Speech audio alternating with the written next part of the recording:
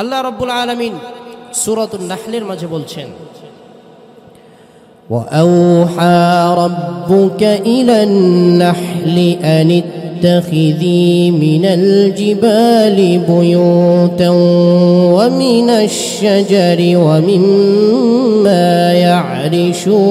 يعرشون ثم كلي من كل الثمرات فاسلكي سبل ربك ذللا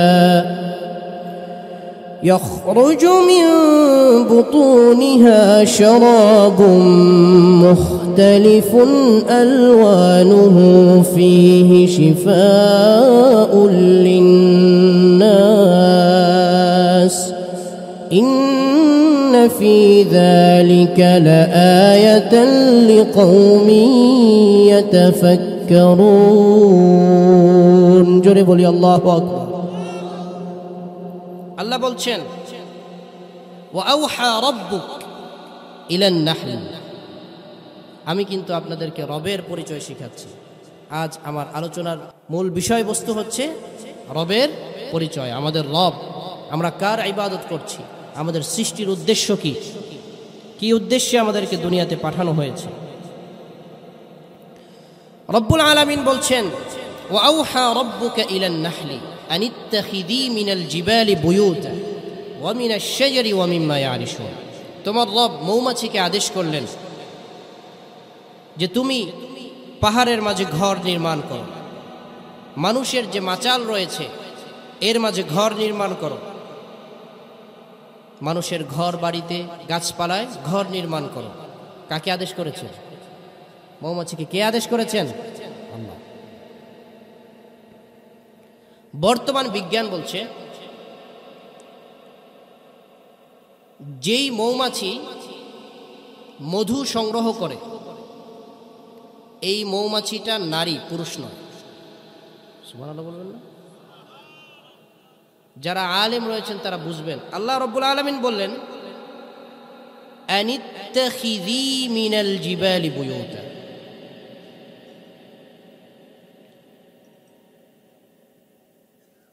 1450 বছর পূর্বে যখন কোনো যন্ত্র ছিল না, মাইক্রো আপনার আধুনিক কোনো বিজ্ঞানের আবিষ্কার ছিল না, সেই সময় মুহাম্মদ সাল্লাল্লাহু আলাইহি ওয়াসাল্লামকে কে বলেছিল যে যেই মৌমাছি মধু সংগ্রহ করে সেটা নারী? সুবহানাল্লাহ। আল্লাহ শব্দ ব্যবহার করলেন আনিত্তাখিযী, আনিত্তাখিদ নয়, আনিত্তাখিযী। নারী মৌমাছিকে আদেশ করলেন আপনার রব মধু সংগ্রহ করার জন্য। সুবহানাল্লাহ বলবেন না?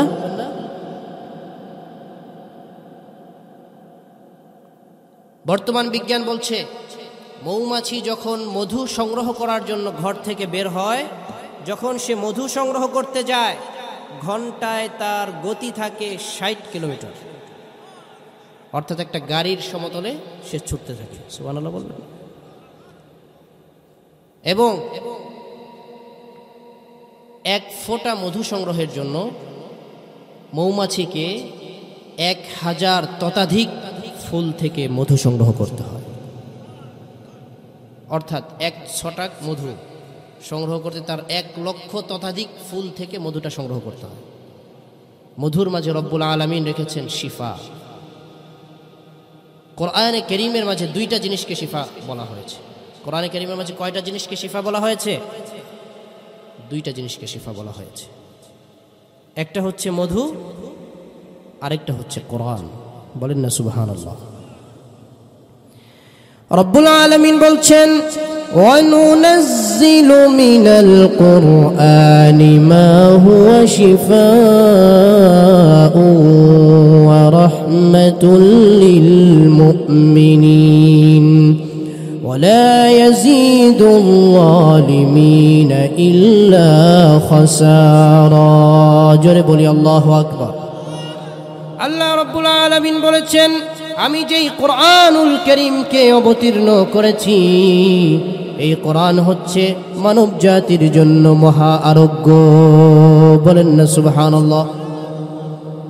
আপনার অন্তরের যে রোগ, শারীরিক যে রোগ, এই রোগের শিফা হচ্ছে কোরআন।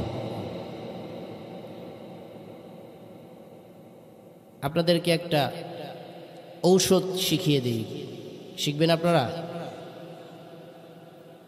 বিজিত ছাড়া ঔষধ শিখাচ্ছি, কিন্তু মানুষের দেওয়া ঔষধ নয়। কার দেওয়া ঔষধ? আল্লাহর দেওয়া ঔষধ। কোনো ব্যক্তির যদি দুরারোগ্য ব্যাধি হয়, এমন রোগ হয়েছে যেটার আরোগ্য হওয়া খুবই কঠিন, এই ব্যক্তি যদি প্রতিদিন ফজরের নামাজের পর সূরাতুল ফাতিহা 40 বার ওযুর সহিত পড়ে, এরপর পানিতে দম করে খায়, 40 দিন যদি আমল করে, সেই রোগে যদি তার মৃত্যু নসিবে লেখা না থাকে, আল্লাহ তাকে আরোগ্য দান করবেন। সূরাতুল ফাতিহাকে বলা হয় শিফাউন মিন কুল্লি দা ইল্লা সাম, মৃত্যু ছাড়া সমস্ত রোগের ঔষধ সূরাতুল ফাতিহা। সূরাতুল ফাতিহার একটা নামই আছে সূরাতুশ শাফিয়া, সূরাতুশ শিফা। তাফসীর রূহুল মাআনির মাঝে আল্লামা আলুসি সূরাতুল ফাতিহার 22টি নামকে উল্লেখ করেছে। সূরাতুল ফাতিহার আয়াত সংখ্যা 7। জাহান্নামের দরজা কয়টা? কথা বলে না? 7টা। সূরাতুল ফাতিহার শিক্ষা কোনো মুমিন ব্যক্তি যদি নিজের জীবনে বাস্তবায়ন করে, আল্লাহ রাব্বুল আলামিন তার জন্য জাহান্নামের 7টি দরজাকে বন্ধ করে দেবেন। আর আসতে বলেন সুবহানাল্লাহ। এই আওয়াজ দিয়ে বাংলাদেশে ইসলাম কায়েম করা যাবে?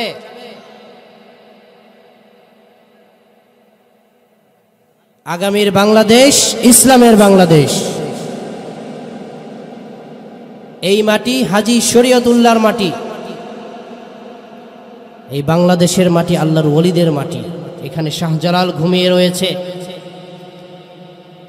অথচ এখনো নাস্তিক মুরতাদরা আল্লাহ এবং আল্লাহ রসুলকে গালি দেয়। কথা বলেন ঠিক কিনা?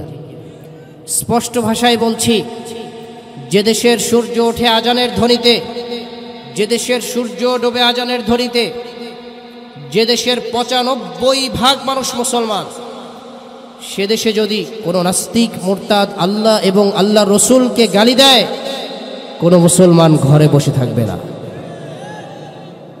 আমাদের রসুলের প্রতি ভালোবাসা আমাদের ঈমানের অংশ। আমরা আমাদের জীবনের চেয়ে আমাদের রসুলকে বেশি ভালোবাসি। কথা বলেন ঠিক কিনা? কেউ যদি তার নবীকে জীবনের চেয়ে বেশি ভালো না বাসে, সে পরিপূর্ণ ঈমানদার হতে পারেনি।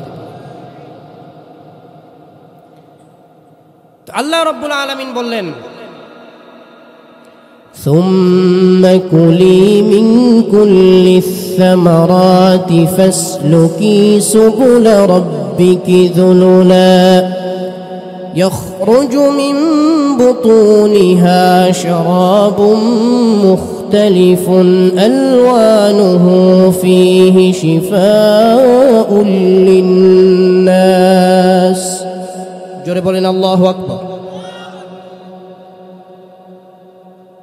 আল্লাহ রাব্বুল আলামিন বললেন, এই যে পানীয় মধু, এটা হচ্ছে মানুষের জন্য আরোগ্য। কেউ যদি নিয়মিত মধু সেবন করে, আল্লাহ রাব্বুল আলামিন তাকে শত শত হাজার হাজার রোগ থেকে মুক্তি দান করবেন। মধুর মাঝেও ভেজাল আছে না নাই? আমরা নিজেরাই তো ভেজাল। ঢাকা শহরে খাবারের মাঝে ফরমালিন দেয়, যেই ফরমালিনটা দেয় এটাও ভালো দেয় না, পচা দেয়।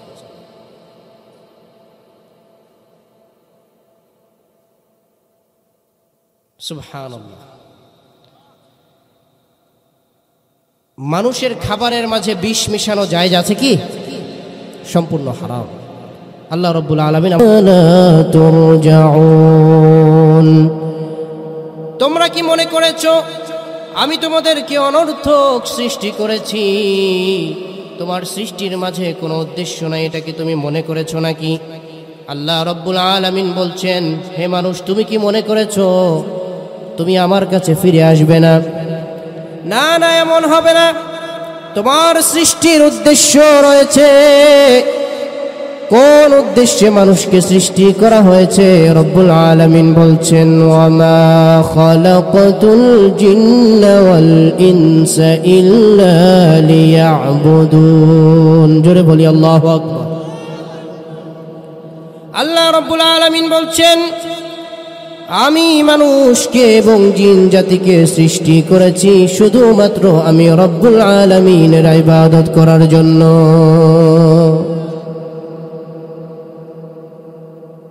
মানব সৃষ্টির উদ্দেশ্য হচ্ছে আল্লাহর ইবাদত করা। এক লোক ছিল, সে বিধর্মী, পূজা করত।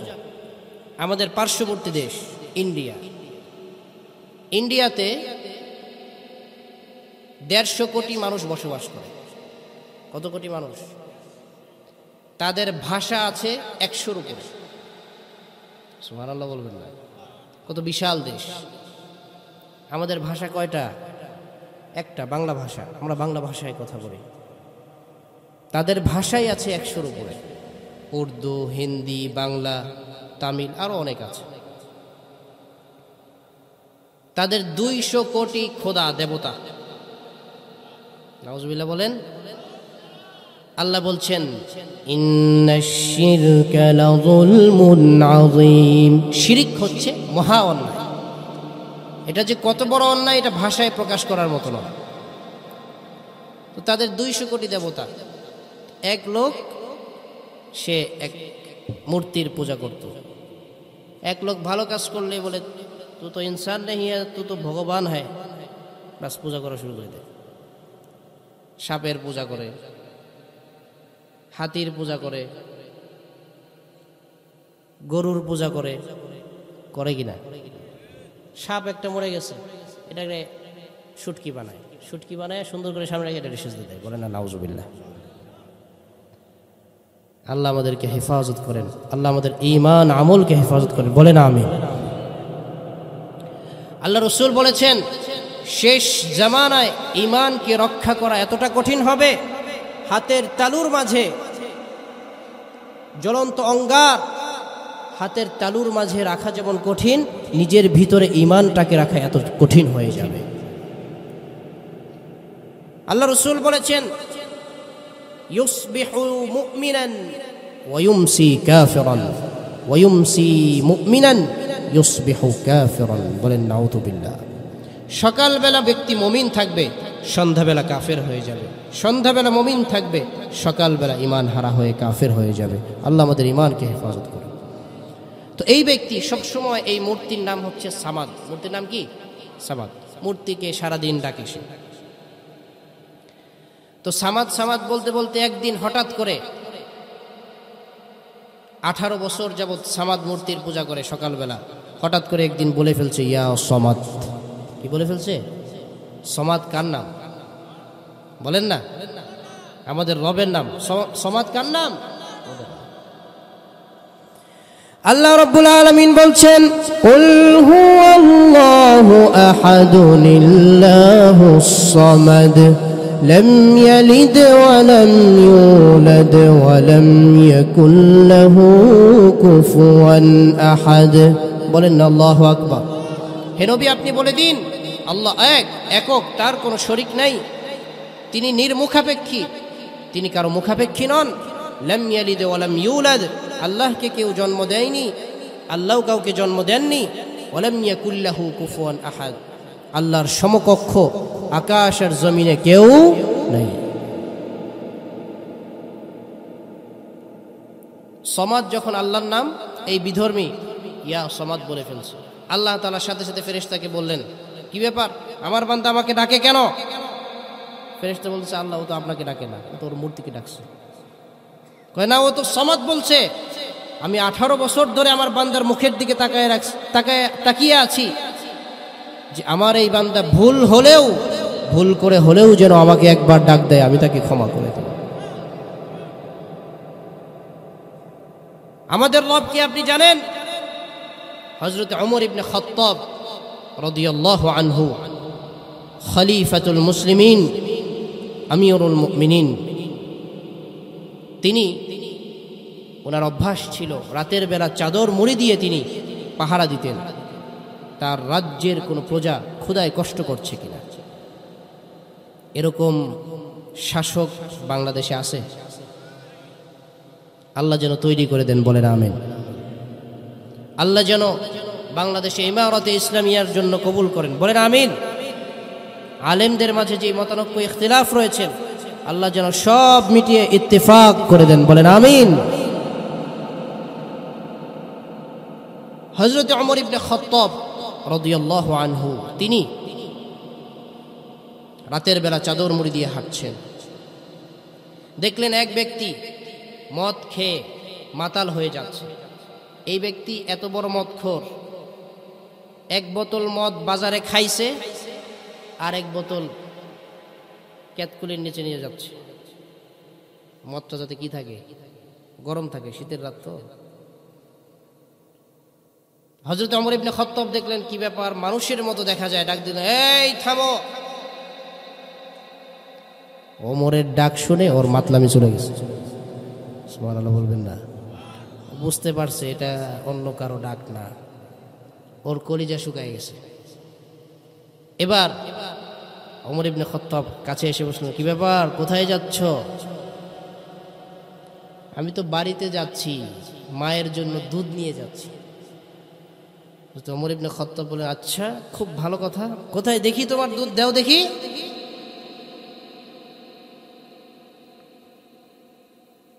এবার তোর কলিজায় পানি নাই, সে বুঝতে পারছে ওমরের হাতে যদি আমার মদ পড়ে, আমার মুখ দিয়ে মদের গন্ধ, ওমর তো আমার উপর হদ কায়েম করবে, আমার জান বের করে ফেলবে।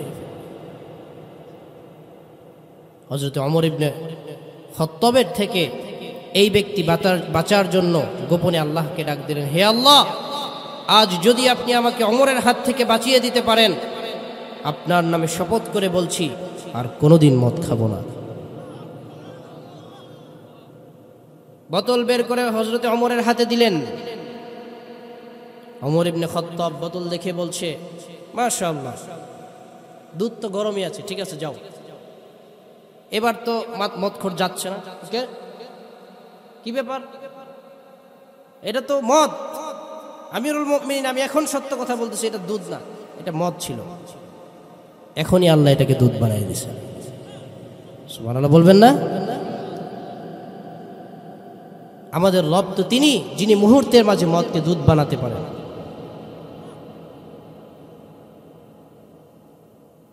আল্লাহ রাব্বুল আলামিন বলছেন, قل يا عبادي الذين أسرفوا على أنفسهم لا تقنطوا من رحمة الله إن الله يغفر الذنوب جميعا إنه هو الغفور الرحيم জোরে বলি আল্লাহু আকবার।